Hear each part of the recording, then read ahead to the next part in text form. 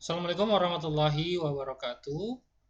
Pada kesempatan kali ini, saya akan mencoba menjelaskan terkait dengan pengertian, tujuan, manfaat, karakteristik, dan jenis penelitian kualitatif.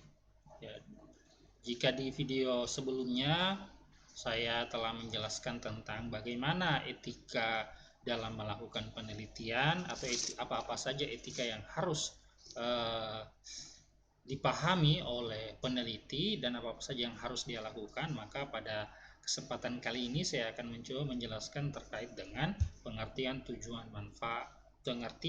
tujuan, manfaat, karakteristik, dan jenis-jenis penelitian kualitatif. Nah, apa itu pengertian dari penelitian kualitatif atau apa makna dari sebenarnya dari penelitian kualitatif? Jadi penelitian kualitatif itu dia bersifatnya kajian yang mendeskripsikan. Jadi penelitian kualitatif itu adalah kajian yang bersifat mendeskripsikan. Jadi ada sesuatu yang dikaji kemudian digambarkan. Kemudian peneliti berfokus kepada kualitas objek. Jadi setelah dia membuat suatu kajian dan melakukan pendeskripsian, penelitiannya juga berfokus kepada kualitas dari suatu objek. Jadi bukan berfokus kepada kuantitas, tapi berfokus kepada kualitas dari suatu objek penelitian. Yang kemudian menjadi poinnya itu adalah melihat bagaimana keadaan sifat atau hakikat nilai dari suatu objek atau gejala tertentu. Jadi berdasarkan 3 potongan kalimat ini, maka dapat kita maknai bahwa penelitian kualitatif itu adalah suatu bentuk kajian yang mendeskripsikan suatu objek dengan berfokus pada kualitas suatu objek dengan mempertimbangkan keadaan sifat, keadaan hakikat nilai, atau gejala-gejala tertentu yang nantinya dituangkan dalam bentuk deskripsi. Jadi ini adalah beberapa potongan kalimat-kalimat yang bisa kita maknai sebagai pengertian penelitian kualitatif. Jadi ini 3 bentuk potongan kalimat yang bisa kita jadikan pemaknaan dalam melakukan pemaknaan atas pengertian penelitian kualitatif. Jadi bentuk kajian yang berfokus pada kualitas suatu objek yang mengacu kepada misal sifat atau hakikat nilai atau objek atau gejala tertentu yang dideskripsikan, digambarkan secara gamblang atau secara luas. Nah, itu pengertian dari penelitian kualitatif. Nah, sementara tujuan penelitian kualitatif itu apa? Ya, jadi karena tadi pengertiannya itu adalah melakukan pendeskripsian pada suatu objek, maka tujuan penelitian kualitatif itu untuk menggambarkan atau mendeskripsikan objek penelitian secara detail dan mendalam agar dapat dimengerti oleh masyarakat umum. Jadi penelitian kualitatif itu tujuannya untuk menggambarkan atau mendeskripsikan secara detail dan secara mendalam. Jadi kajiannya sangat mendalam agar supaya masyarakat umum yang membaca hasil penelitian itu dapat mengerti. Jadi harus poinnya itu adalah dideskripsikan secara detail dan dimengerti oleh masyarakat umum. Jadi harus detail ya, secara detail dan digambarkan secara detail kondisi-kondisi yang telah diteliti itu dan diramu sebagaimana diramu sedemikian rupa agar supaya dapat dimengerti oleh masyarakat umum. Artinya biar yang bukan peneliti pun ketika membaca hasil penelitian itu dia akan secara gamblang dan mengerti apa yang diteliti. Nah, kemudian apa sih manfaat dari penelitian kualitatif ini? Nah, jadi penelitian kualitatif ini dilakukan untuk mendapatkan kajian yang lebih mendalam atau lebih detail. Jadi itu salah satu kondisi kenapa kita harus melakukan penelitian kualitatif. Jadi untuk mendapatkan kajian yang lebih mendalam. Jadi kan ada beberapa sifat penelitian seperti halnya penelitian kuantitatif, dia bersifat lebih banyak. Kalau kuantitatif kan dia banyak ya.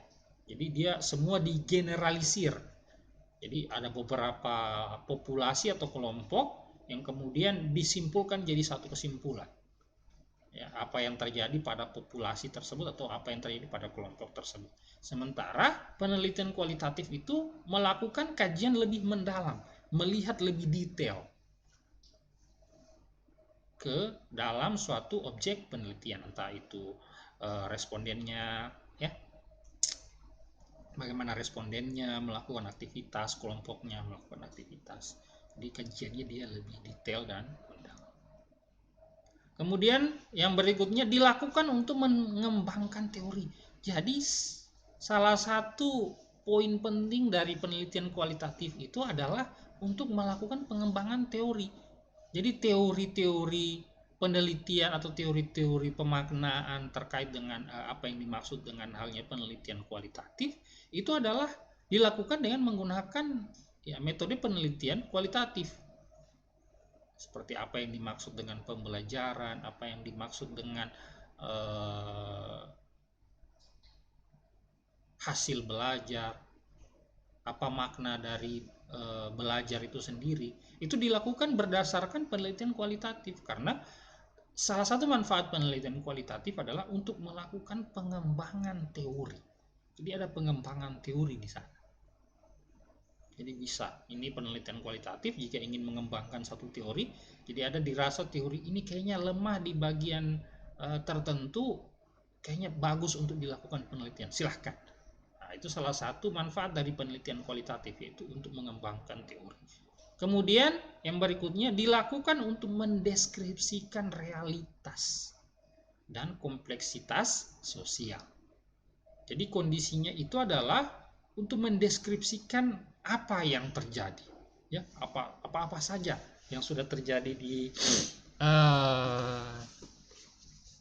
masyarakat atau objek penelitian itu harus digambarkan secara realitas. Bagaimana kondisi masyarakatnya, bagaimana kondisi perilaku dari setiap individu, bagaimana interaksi mereka dalam kelompok itu. Dia untuk mendeskripsikan realitas dan kompleksitas sosial.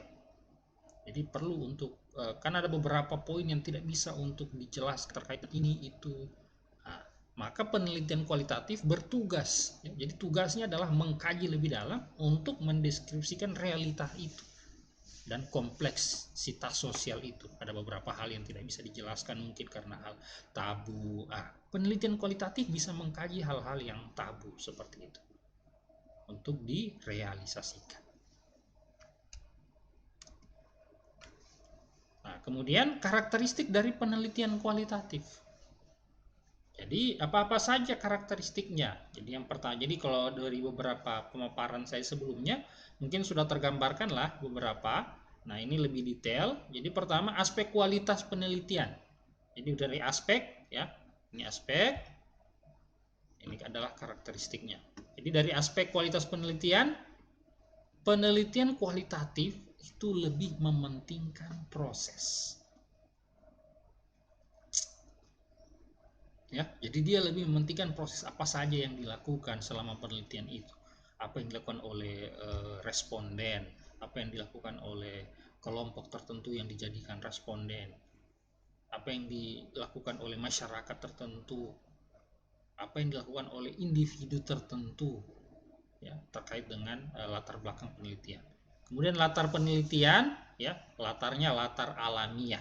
Artinya latar alamiah ini latarnya tidak dimanipulasi. Jadi melihat secara langsung apa yang tergambar secara alami di kondisi individu, kelompok yang akan diteliti. Kemudian bagaimana instrumen penelitiannya? Nah, instrumen penelitiannya itu adalah manusia. Jadi dalam karakteristik dari penelitian kualitatif itu adalah peneliti itu sendiri merupakan instrumen utama. Jadi instrumen utama dalam penelitian kualitatif itu adalah peneliti itu sendiri. Dan instrumen yang lainnya adalah manusia-manusia yang terkait dengan instrumen penelitian itu sendiri. Jadi manusia itu adalah sebagai instrumen utama dalam penelitian kualitatif. Bagaimana penyusunan teorinya? Teorinya dari dasar. Jadi dari bagaimana pengembangan teori tersebut dilakukan, ya, apa-apa saja yang sudah terdapat dan apa-apa saja problematika yang diperoleh, itu adalah penyusunan teorinya. Kemudian jenis datanya adalah data yang deskriptif, ya seperti yang saya jelaskan sebelumnya. Jadi pada penelitian kualitatif kita harus mendeskripsikan secara detail dan jelas.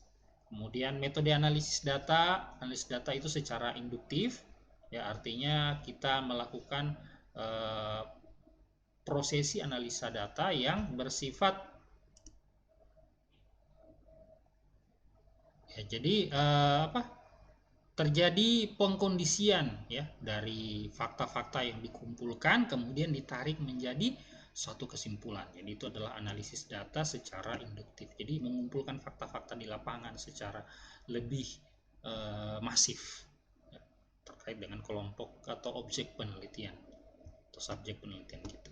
Kemudian bagaimana desain penelitiannya? Desain penelitiannya bersifat sementara, ya bisa berubah setiap saat. Jadi ini salah satu kondisi ya dari penelitian kualitatif, itu bisa desainnya bisa berubah kapan saja tergantung dengan kondisi yang dihadapi oleh peneliti terkait dengan objek penelitiannya atau subjek penelitiannya itu.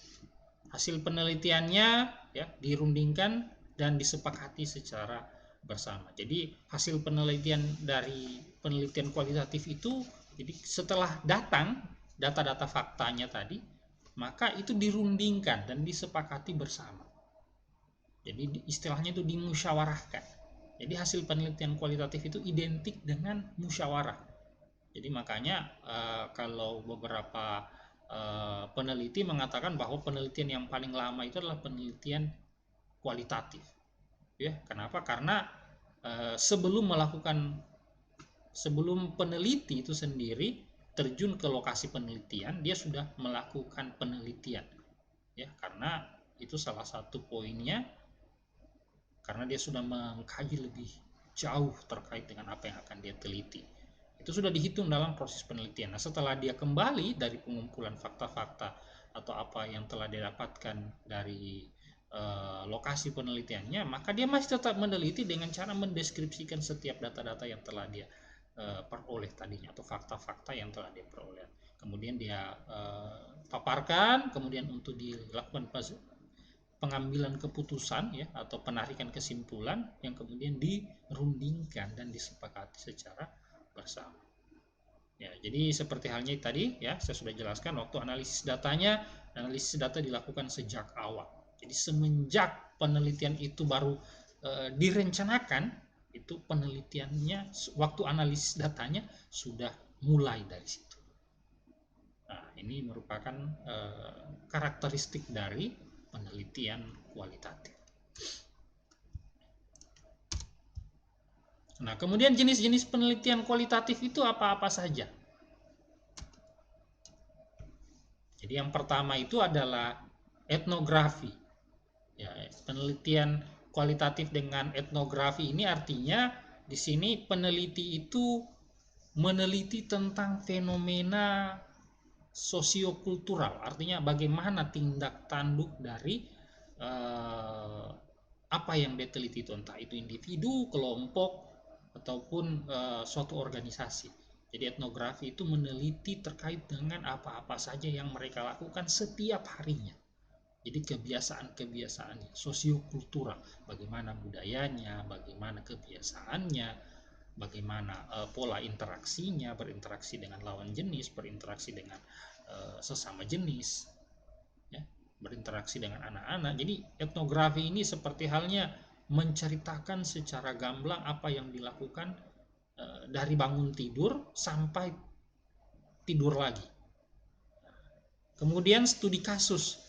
Nah, studi kasus ini adalah sebelum studi kasus ke studi dokumen dulu ya. Nanti terakhir studi kasus. Studi dokumen itu adalah studi di mana penelitian itu didasarkan pada data-data dokumen, majalah, jurnal, kemudian buku-buku, koran, ya, karena dia bersifat dokumen. Jadi ini merupakan salah satu studi yang dilakukan oleh beberapa universitas, ya, ketika kemarin mereka mengalami kondisi pandemi COVID. Jadi mereka melakukan yang namanya studi dokumen. Jadi mengumpulkan semua dokumen, kemudian dianalisa. Jadi ini merupakan salah satu jenis penelitian kualitatif, namanya studi dokumen. Kemudian pengamatan alami. Nah, pengamatan alami ini adalah jenis penelitian kualitatif yang dimana mereka melakukan pengamatan secara langsung, jadi tidak mementingkan latar belakang dari penelitian itu sendiri. Jadi dia datang, kemudian dia langsung mengamati apa yang terjadi, latar belakangnya langsung menyesuaikan dengan apa yang ada di kondisi yang atau di lokasi dia meneliti.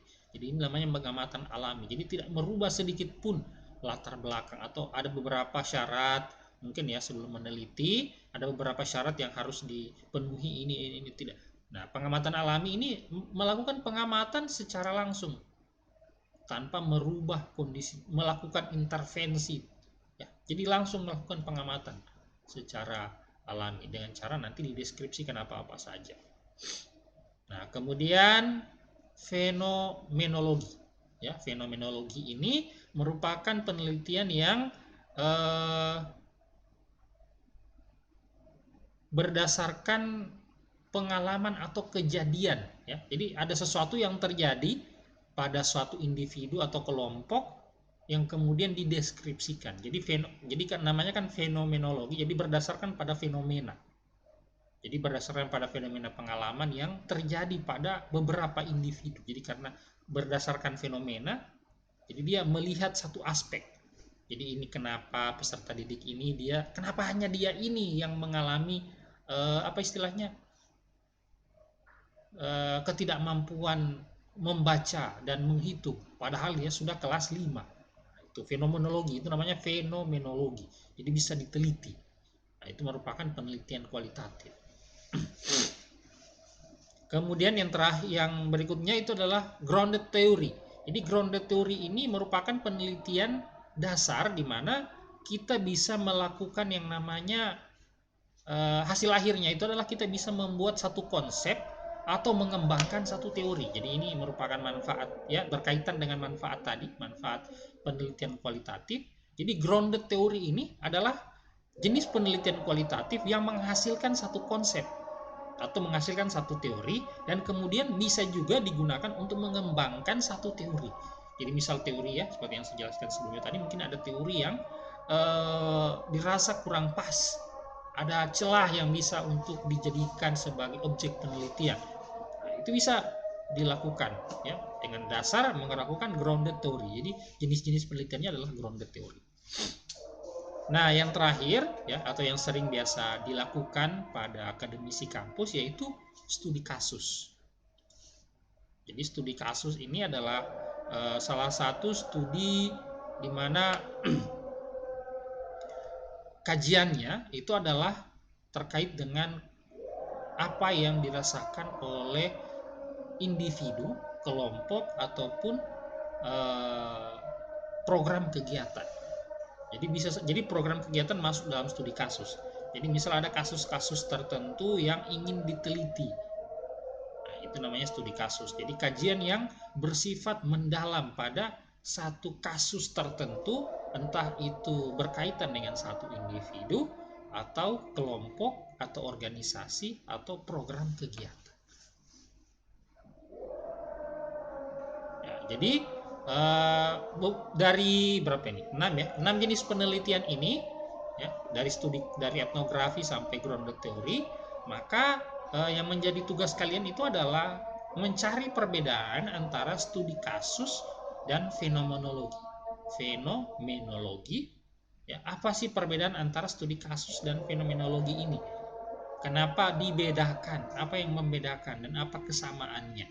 Jadi silakan dicari beberapa literatur, ya, karena ini merupakan penelitian yang sering kita lakukan, ya, di universitas Madakotoli ya terkait dengan studi kasus dan fenomenologi, maka perlu kalian untuk memahami khususnya ya dalam penelitian kualitatif pendidikan atau penelitian pendidikan dengan menggunakan penelitian kualitatif itu biasanya pakai studi kasus atau fenomenologi. Nah, tolong ditemukan perbedaan dan kesamaannya. Ini bagaimana bentuknya ini antara studi kasus dan fenomenologi. Kemudian apa perbedaannya antara pengamatan alami dan etnografi? Nah, jadi sama dia. Jadi cari perbandingan antara persamaan ya, persamaan perbedaan antara studi kasus dan fenomenologi, kemudian cari perbedaan dan persamaan antara etnografi dan pengamatan alami. Ya, ini untuk tugas pengganti mid semester. Ya, semoga apa yang saya sampaikan eh, pada kesempatan kali ini bisa bermanfaat bagi kalian yang mendengarkan video ini. Lebih dan kurangnya saya mohon maaf. Assalamualaikum warahmatullahi wabarakatuh.